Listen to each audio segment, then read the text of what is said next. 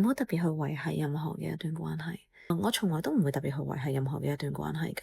最主要嘅原因係關係呢樣嘢其實講雙方，唔係我行99步就代表會成功。如果我行99步，對方先行1步咧，其實係好唔對等噶。所有嘅關係你要對等噶，你咁樣雙方先會開心啊。其實你無論做朋友定做情人都好，你要大家開心，你要大家舒服。重點係要大家有相同嘅價值觀，大家喺相同嘅階段，好相近嘅階段，對將來有相近嘅追求。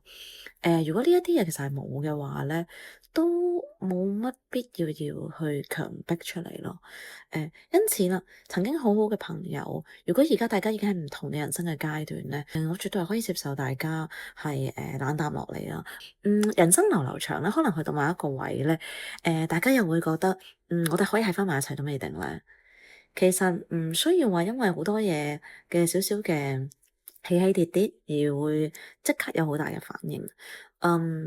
人同人嘅關係啦，其實呢個維度，我覺得係時間可以拉到好長嘅。因此有時濃有時淡係好正常嘅一樣嘢。咁我覺得唔需要強求，亦都冇謂強求，而且唔好作賤自己咯。人哋如果唔想要你呢個朋友，或者唔想結交你呢一個人咧，我哋冇乜必要做到自己咁 cheap 噶。呢個世界總係有更加值得你時間嘅人咯，就係咁啦。